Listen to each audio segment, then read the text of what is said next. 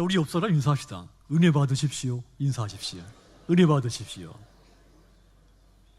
할렐루야. 창세기 1장 4절에서 5절 이야기는 하나님이 세상을 창조하신 창조 이야기입니다. 하나님이 가장 먼저 창조하신 것은 빛과 어둠이었죠. 빛을 낮이라 칭했고 어둠을 밤이라고 칭했습니다. 밤이 지나고 아침이 됐을 때 이를 첫째 날이다 그랬죠. 해가 뜨는 낮도 달이 뜨는 밤도 창조를 하신 겁니다. 이 첫 번째 창조는 그 이후에 모든 창조의 기준이 됩니다. 그 기준이란 균형과 조화입니다. 자, 인간의 몸속에는 멜라토닌이라고 하는 호르몬이 있답니다. 근데 이 호르몬이 암세포를 억제하는 기능을 하는데, 그런데 이 호르몬은 오직 어두운 밤에만 생성이 된다는 것을 조한 로버츠라고 하는 이 광생물학자가 발견을 한 겁니다. 한마디로 약한 불빛만 있어도 이 좋은 호르몬이 생성이 안 된다는 이야기죠. 그러니까 여러분들이 잠잘 때 그 취침등, 그러니까 희미한 불을 켜놓고 잠자는 것은 좋은 습관이 아닌 거죠. 잘 때는 아주 칠흑같이 어두울수록 그 건강에 좋다는 뜻입니다. 자, 인간이 건강하게 살려면 이렇듯 낮과 밤의 균형을 잘 맞추어야 한다는 이야기입니다. 그러니까 하나님의 창조는 균형과 조화가 이루어지는 창조입니다. 낮과 밤의 조화, 그 다음에 큰 것과 작은 것, 높은 것과 또 낮은 것, 왼쪽과 또 오른쪽, 이 모든 세상이 균형을 이루어지도록 하나님이 이 세상을 만들어 놓으신 것이죠. 자, 이 균형이 흔들려졌을 때, 이 균형이 이제 어긋났을 때 세상은 이제 몸살을 앓게 되는 겁니다. 자, 이를테면 인간의 신체의 구조는 하나님이 창조한 것 가운데 가장 조화로운 창조물입니다. 입으로 들어가고 다른 곳으로, 오늘 성경에서는 뒤로 배설된다 했죠. 만일 입구만 있고 출구가 없다면 저나 여러분이나 생명을 유지할 수가 없을 것입니다. 자, 이처럼 낮과 밤, 또 입구와 출구, 또 태어날 때 죽을 때 가는 사람 오는 사람 있습니다. 이것은 하나님이 천지를 창조하신 창조의 질서며 섭리입니다. 전도서 3장은 이 사실을 가장 잘 깨닫고 고백한 메시지죠. 거기 보면 날 때가 있고 죽을 때가 있으며, 심을 때가 있고 심은 것을 뽑을 때가 있으며, 죽을 때가 있고 치료시킬 때가 있으며, 헐 때가 있고 세울 때가 있으며, 울 때가 있으며 웃을 때가 있으며, 슬퍼할 때가 있고 춤출 때가 있으며, 잠잠할 때가 있고 말을 할 때가 있다 그랬죠. 이것이 삶의 이치며 모든 피조세계가 돌아가는 방식인 겁니다. 3000년 전에 솔로몬이 이 진리를, 이 하나님의 섭리를 깨달은 것이죠. 자, 오늘 본문은 이런 창조의 대칭 원리를 생각하게 하는 메시지를 담고 있습니다. 본문은 위선의 탈을 쓰고 지도자인 것처럼 이 허세 부렸던 이 바리새인들을 예수님이 책망하신 말씀입니다. 말씀의 요점은 단순한 것이었죠. 입을 통해 안으로 들어가는 것이 있고 반대로 입을 통해 밖으로 나오는 것들이 있다는 이야기입니다. 그런데 밖으로 나오는 것이 사람을 더럽게 한다는 교훈이죠. 11절 다시 보면 입으로 들어가는 것이 사람을 더럽게 하는 것이 아니라 입에서 나오는 그것이 사람을 더럽게 하는 것이니라. 그리고 17절 이하를 보면 입으로 들어가는 것이 어떤 것인가를 설명을 했죠. 입으로 들어가는 모든 것은 배로 들어가서 뒤로 내버려지는 줄 알지 못하느냐. 입으로 들어가는 것은 한마디로 음식물이라는 뜻입니다. 자, 그런데 문제는 입으로 들어가는 것이 음식물이 문제가 아니라 입에서 나오는 이 요소들이 문제라는 이야기입니다. 18절을 보면 입에서 나오는 것들은 마음에서 나오는데 이것이야말로 사람을 더럽게 한다. 그렇다면 입을 통해 나오는 것들이 어떤 것들이라고 했습니까? 19절을 이어서 보면 마음에서 나오는 것은 악한 생각, 살인, 간음, 또 음란, 도둑질, 거짓 증언, 비방이다 그랬죠. 자, 밖으로 나오는 이러한 요소들이 입으로 들어가는 것보다 더 인간을 추하게 만든다는 뜻입니다. 왜냐하면 이 요소들은 하나님께서 우리에게 지키라고 주신 이 10여 명의 계명을 완벽하게 부정하는 요소들이기 때문이죠. 하나님이 이것은 하지 말라 주신 이 계명들을 성두리째 깨트리는 죄가 입 안으로 들어가는 것에 있지 않고 입에서 밖으로 나오는 것에 있다는 말입니다. 그런데 여러분, 입을 통해 나오는 것들 가운데 가장 조심해야 할 것이 있습니다. 그것이 바로 오늘 저와 여러분께 함께 은혜 나눌 요소인 것이죠. 우리의 말입니다. 저와 여러분이 가장 많이 쓰고 있는 단어들입니다. 미가서 7장 5절 보시면 쉬운 성경으로 그 끝부분을 보면 이렇습니다. 너희는 따라합시다. 아내에게도 말을 조심해라. 아내에게도 조심해야 할 것이 있는데 그것이 우리의 말이다 그랬습니다. 잠언 21장 23절을 공동번역으로 보면 이렇습니다. 입술과 혀를 조심해야 곤경에서 목숨을 건진다 그랬습니다. 입술과 혀를 통해 나오는 우리의 말을 조심해야 곤란한 환경에 처하는 일들이 피할 수가 있다, 이런 이야기입니다. 여러분, 말은 하나님이 인간에게 주신 너무도 중요한 선물이죠.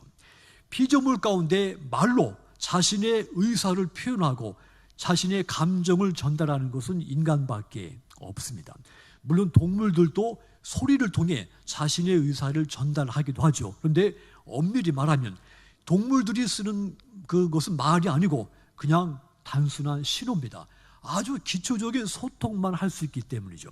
하지만 인간은 이 언어, 말을 통해서 하나님을 찬송하기도 하고 기도하기도 하고 복음을 전파하기도 하고 이웃을 만나서 사랑을 고백하기도 하고 자신의 사정을 이야기하기도 합니다. 또 반대로 말 때문에 상처를 주기도 하고 또 상처받기도 하고 또 말 한마디 때문에 국가 간의 전쟁이 일어나기도 하죠. 고속도로 휴게소 들렸다가 제가 이 화장실에, 그러니까 이 점심 먹을 텐데 화장실 얘기가 어울리지 않을 것 같은데 또 화장실에 가서 제가 읽은 글이 너무도 제 마음에 닿아서 제가 베껴왔습니다. 보면 부주의한 말 한마디 때문에 싸움의 불씨가 되고 잔인한 말 한마디 삶을 파괴하고 쓰디쓴 말 한마디 증오의 씨를 뿌리고 무례한 말 한마디 사랑의 불을 끄고 은혜스러운 말 한마디 길을 평탄케 하고 즐거운 말 한마디 하루를 빛나게 하고 때에 맞는 말 한마디 긴장을 풀어주고 사랑의 말 한마디 축복을 준다. 말이 주는 덕과 그리고 해악을 가장 적절하게 표현한 글이라는 생각이 들었습니다. 그렇다면 성경에서는 예수 믿는 저와 여러분들에게 말을 어떻게 하라고 권고를 했습니까? 가장 먼저 말을 아껴서 하라고 권고를 했습니다. 하고 싶은 말 다 하라고 말하지 않았습니다. 하고 싶은 말이 많지만 말을 아껴서 하라고 했죠. 3, 4 일어나라 했습니다. 말을 하고 싶거든 3번 생각한 다음에 하나의 말을 하라 그랬습니다. 그러면 내 말로 타인에게 상처가 없습니다. 실수가 없는 겁니다. 야고보서 3장 6절 보시면 혀는 곧 불이고 불의의 세계다. 혀는 우리의 지체 가운데 온 몸을 더럽히고 생의 바퀴를 불사른다 그랬죠. 또 이어서 8절도 보시면 혀는 능히 길들일 사람이 없나니 쉬지 아니하는 악이요 죽이는 독이 가득한 것이다 그랬습니다. 쉽게 말하면 혀는 말을 상징합니다. 즉 말은 불과 같아서 내 몸을 더럽히고 내 몸을 불질러서 내 몸과 내 인생을 망가뜨리는 악의 덩어리와도 같다, 이런 말이죠. 그래서 누구든지 말을 잘 길들여야 한다는 뜻입니다. 말을 길들인다는 말은 말을 할 때 아끼고 정말 하고 싶은 말 다 하는 것이 아니라 하고 싶지만 말을 아끼고 조심해서 해야 이 말 때문에 내 인생이 망가지는 일이 없다는 뜻입니다. 요한복음 12장 50절을 쉬운 성경으로 보면 나는 그분이 하신 명령이 영생이라는 사실을 안다. 그러므로 내가 말하는 것은 무엇이든지 아버지께서 내게 그렇게 말하라고 말씀하신 것이다. 예수님의 고백입니다. 예수님께서도 하고 싶은 말씀이 많이 있었습니다. 아마도 이 세상에서 주님같이 하고 싶은 말이 많은 분은 없었을 겁니다. 너무도 억울하게 비판을 받고 조롱을 당하고 십자가에 달리신 분입니다. 하고 싶은 말이 얼마나 많으신 분이었습니까? 그런데 그분도 하고 싶은 말이 많이 있었지만, 그러나 아버지께서 말하라고 한 말씀만 하셨다는 뜻입니다. 그렇다면 예수 믿는 저와 여러분, 마땅히 그분같이, 그분을 본받아서 말을, 하고 싶은 말을 많지만 아껴서 말을 해야 될 줄 믿으시기 바랍니다. 여러분, 하고 싶은 말이 많습니까? 하고 싶은 말을 다 해야 직성이 풀릴 것 같습니까? 물론 누구든지 하고 싶은 말을 다 해야 마음이 건강해질 수는 있습니다. 그렇지만 하고 싶은 말을 다 했을 때 이웃이 가장 먼저 사라집니다. 심지어는 내 가족도 나를 싫어합니다. 나에게 가까운 사람들이 다 내게서 멀어지기 시작합니다. 그래서 우리는 하고 싶은 말이 많지만 아껴서 해야 되는 겁니다. 하상욱 시인의 시 가운데 보니까 하고 싶은 말을 다 하면 후련하다가 찝찝해지고, 하고 싶은 말을 안 하면 답답하다가 잘했다 싶고, 그런 식구가 있습니다. 상당히 제가 공감을 많이 한 식구입니다. 하고 싶은 말을 하면, 실컷 하면 속이 후련하기는 하죠. 그런데 돌아서고 나면 내가 괜히 이런 말을 했구나, 후회감이 찾아듭니다. 반대로 하고 싶은 말이 있는데 그 말을 참으면 그 순간에는 답답해서 참을 수 없을 것 같았는데, 근데 돌아서고 나면 내가 참기를 잘했다, 내가 이 말 하지 않기를 잘했다, 이런 생각이 찾아오지 않습니까? 여러분, 잠언 10장 19절 보시면 말이 많으면 허물을 면하기 어렵다 그랬습니다. 누구든지 예의가 아닙니다. 말을 많이 하게 되면 반드시 허물이 생기게 마련입니다. 말을 아껴야 한다는 뜻입니다. 잠언 17장 27절도 보시면 말을 아끼는 자는 지식이 있다 그랬습니다. 배움이 많은 사람, 경험이 많고 지식이 있는 사람, 아는 것이 많은 사람은 지혜로워서 말을 아껴서 한다는 말입니다. 말을 아끼고 하니까 그가 이 경험도 많고 지혜로운 사람이라고 인정을 받는 것입니다. 여러분, 이와 마찬가지입니다. 예수 믿는 저와 여러분들, 참으로 순간순간 하고 싶은 말이 내 마음속에 가득 차 있지만 하고 싶은 말을 다 하며 살아서는 안 됩니다. 여러분은 하고 싶은 말이 너무도 많지만, 그러나 3번 생각하고 10번 생각하고 아껴서 조심해서 말하는 여러분들이 다 되시기를 주님의 이름으로 부탁을 드립니다. 그래야 말 때문에 여러분들이 곤란한 상황에 처하는 이런 일들이 생기지 않습니다. 여러분이 말 때문에 여러분의 믿음의 덕이 세워지게 되는 것입니다. 말을 하되 아껴 말하시도록 주님의 이름으로 부탁을 드립니다. 두 번째로, 성경은 우리에게 어떻게 말을 하라고 했는가 하면, 따라합시다. 유익한 말만. 그렇습니다. 다른 사람에게, 상대방한테 오직 유익이 되는 말만 하라고 했습니다. 이사야서 50장 4절 보시면 주 여호와께서 학자의 혀를 내게 주사 나로 곤핍한 자를 말로 어떻게 도와줄 줄 알게 하시고, 이 말을 표준 세번역 성경 보면 이해가 쉽습니다. 하나님이 나에게 말솜씨를 익혀주셔가지고 내가 고달픈 자를 격려해 줄 줄 알게 다정한 말을 할 수 있게 했다. 다정한 말은 유익한 말을 할 수 있게 했다는 말이죠. 하나님이 나에게 유익한 말을 할 수 있도록 도와줬다는 말입니다. 내가 그 상대방에게 유익을 줄 수 있는 그런 말을 할 수 있게 지혜를 줬다는 이야기죠. 반대로 에베소서 5장 6절을 보시면 헛된 말 때문에 하나님의 진노가 불순종의 아들들에게 임한다. 이 말도 표준 세번역 성경으로 보면 여러분은 아무한테도 허황된 이론에 속아 넘어가지 마십시오. 이런 일 때문에 하나님의 진노가 당신을 거역하는 자들에게 내리는 것입니다. 이런 뜻이죠. 더 쉽게 말하면 헛된 말은 허황된 주장을 뜻하죠. 헛된 말은 유익한 말의 반대말입니다. 한마디로, 그러니까 헛된 말은 곧 무익한 말입니다. 이것 때문에 하나님의 진노를 부르게 된다는 말입니다.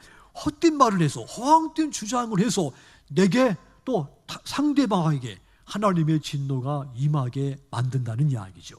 우리가 다른 사람에 대해서 말을 할 때 깊이 생각해야 할 것이 하나 있습니다. 내가 지금 말을 하려고 하는 이 말이 상대방에게 과연 유익한가, 이것을 생각하고 난 다음에 말을 하십시오. 어떤 말이라도 내가 이 말을 꼭 해야 되겠는데, 꼭 하고 싶은데, 그렇더라도 상대방한테 이 말이 유익이 되지 않는다면 침묵하셔야 됩니다. 절대 무익하게 될 것이 뻔한데 이 말을 하는 것은 예수님을 믿는 믿음의 사람의 자세가 아닙니다. 그는 사탄의 도구가 되어 있는 겁니다. 예수 믿는 사람은 오직 타인에게 유익이 될 만한 그런 말만 해야 되는 겁니다. 에베소서 4장 29절 보시면 무릇 더러운 말 너희 입 밖에도 내지 말고 오직 덕을 세우는데 소용되는 대로 선한 말을 하여 듣는 자들에게 은혜를 끼치게 하라 그랬죠. 나쁜 말은 입 밖에 내지 말고 덕을 세우는데 필요한 말, 그런 말들을 적절하게 해서 듣는 사람에게 은혜가 되게 유익되게 하라, 이런 뜻입니다. 그러므로 이 말씀을 붙잡고 이 말씀을 따르셔서 여러분들의 말이 오직 다른 사람에게 덕이 되고 은혜가 되는 유익한 말만 하시는 여러분들이 다 되시기를 주님의 이름으로 부탁을 드리겠습니다. 정말 타인에게 내가 이 사람한테는 이 말을 꼭 해주고 싶은데 반드시 해야 되겠는데, 그런데 생각하십시오. 말을 하기 전에 이 말을 해서 상대방한테 유익이 될 것인가, 유익되지 못할 것 같으면 꼭 하고 싶지만 반드시 해야 될 것 같지만 참으십시오. 침묵하십시오. 그게 예수 믿는 사람의 언어 생활의 올바른 자세입니다. 세 번째로 성경은 우리에게 어떻게 말을 하라고 했는가 하면 정직한 말만 하라고 했습니다. 거짓말을 하지 말라는 말입니다. 또한 속이는 말을 하지 말라는 이야기죠. 예수님은 마귀를 한마디로 상징적으로 거짓말쟁이가 마귀다 그랬습니다. 복음서를 보면 내가 진실로 진실로 반복된 표현을 많이 볼 수가 있습니다. 진실로 헬라어로는 아멘이고 우리말로는 참말로, 이런 뜻입니다. 예수님 말씀은 참말이며 거짓이 없다는 말입니다. 왜 우리가 거짓말을 하지 말고 참말을 해야 됩니까? 참되신 하나님이 저와 여러분들의 모든 말을 다 들으시고 보시고 알고 계시기 때문입니다. 하나님이 내 말을 듣지 않고 계시면 우리가 거짓말을 해도 됩니다. 그런데 하나님은 저와 여러분이 사용하는 말, 또 아직 말로 표현하지 않았지만 내 마음속에 내가 이 말을 해야 되겠다, 그 말까지도 하나님은 다 들으시고 보시고 알고 계십니다.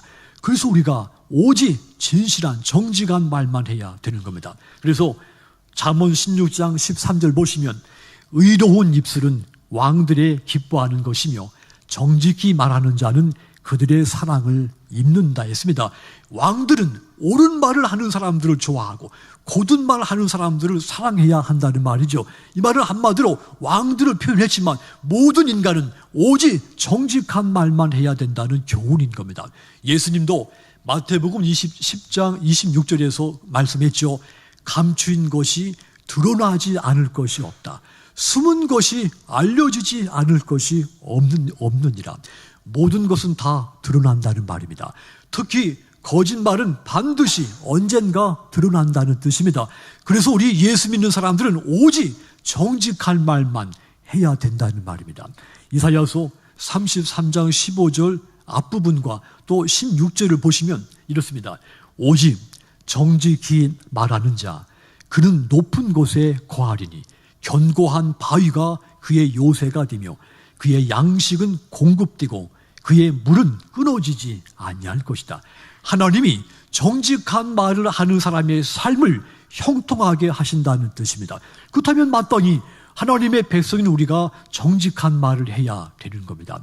아모스 5장 10절을 보시면 정직하게 말하지 않는 자를 경고하는 말이죠. 무리가 성문에서 책망하는 자를 미워하며 정직히 말하는 자를 싫어하는도다. 세상이 우리가 정직하게 말하는 것을 싫어한다는 뜻입니다. 왜 그렇습니까? 이것이 세상의 또 악의 속성이기 때문이죠. 악은 정의를 싫어하고 속임수와 불의를 좋아합니다. 세상은 우리에게 정직하게 말하는 것을 바보라고 비웃습니다. 속여서 이득을 취하는 것이 지혜로운 것이라고 우리를 유혹을 하죠. 그런데 하나님은 우리에게 손실을 보더라도 정직하게 말을 하라고 명령을 했습니다. 정직히 말하는 자가 견고한 요새가 되고 물이 끊어지지 않는 형통한 삶을 만들어주겠다고 약속을 하신 겁니다. 그러므로 사랑하는 여러분들, 여러분들의 모든 말들이 오직 정직한 말이 되시도록 주의 이름으로 부탁을 드리며, 그래서 하나님이 여러분의 삶을 가장 아름답고 형통하게 하시는 놀라운 역사가 있기를 주님의 이름으로 축원합니다. 성경은 또 우리에게 말을 어떻게 하라고 권고했는가 하면 상대방을 행복하게 하는 말만 하라 권고를 했죠. 모든 병이 다 불행하지만 저는 마음이 우울한 이 우울증이야말로 참으로 불행하다는 생각을 늘 마음에 갖습니다. 그래서 이 우울증을 앓는 분들을 만나면 늘 제 마음에, 저도 그 마음의 안쓰러움을 더 크게 느낍니다. 인생은 꿈을 꾸고 꿈을 이루는 그 보람과 기쁨으로 사는 것이 인생이죠. 그런데 내 마음이 우울해지기 시작하면 가장 먼저 이 꿈이 사라집니다. 그리고 나서는 내 삶의 의욕과 기쁨이 없어지게 되죠. 그렇다면 왜 우울한 마음이 생길까요? 외롭기 때문입니다. 외로움은 사회적인 질병입니다. 제가 최근에 읽은 책에서 이 재미있는 걸 봤습니다. 영국이 작년, 그러니까 2018년 1월 달에 외로움부를 설치하고 첫 장관으로 트레이시 크라우치라고 하는 여성 장관을 임명을 했습니다. 그리고 이 외로움부 1년 그 사업 계획을 위해서 우리 돈으로 한 450억 원을 책정을 했습니다. 외로움을 개인의 문제로 그냥 방치하지 않고 국가가 나서서 해결하겠다고 하는 의지를 표명한 거죠. 왜냐하면 영국 국민의 17살부터 75세까지 그 통계를 내보니까 이 73%가 외로움을 느끼는 것으로 나타났기 때문이죠. 그리고 그들이 그 외로운 감정을 스스로 조절이 안 돼서 이것이 커져서 우울증으로 이어지고, 그것이 국가적 1년 손실이 365파운드, 우리나라 돈으로 46조 원이 피해를 보고 있다는 겁니다. 그래서 이 영국 국가가 국민들을 이 외로움에서 치유하기 이제 시작을 한 거죠. 프로그램을 만드는데 그 중에 이제 프로그램 가운데 하나가 대화방을 지역마다 만들어서 주민들이 찾아와서 이게 지역 주민들끼리 만나서 대화를 하면서 외로움을 치유하게 하는 겁니다. 그때 그 대화할 때 이 정책적으로 이제 그 대화 내용을 강조하는 것이 상대방을 행복하게 하는 그런 말을 하도록 권고를 하는 겁니다. 왜냐하면 말은 우리의 마음과 마음을 이어주는 다리와도 같기 때문이죠. 짧지만 잠깐 만나서 주민에게 몰랐던, 그동안 인사도 하지 않고 지냈던 그 이웃을 만나서 사랑해, 고마워, 미안해, 잘했어, 당신은 정말 믿음직해, 당신은 하는 일 다 잘 될 거야, 당신이 함께 이렇게 주민이 돼서 나는 너무 좋아, 이런 식으로 서로 이 행복해지는 말을 주고 받으라는 이야기죠. 내 옆 사람이 행복하면 나도 50% 행복해집니다. 자, 그러니까 내가 행복해지고 싶으면 다른 사람을 행복하게 만들면 되는 겁니다.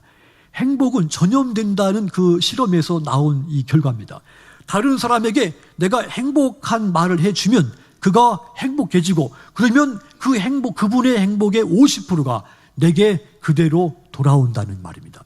자, 그래서 예수 믿는 사람은 다른 사람을 행복하게 하는 말만 해야 되는 겁니다. 그게 주님이 원하시는, 그게 성경이 우리에게 언어 생활을 가르쳐준 권고입니다.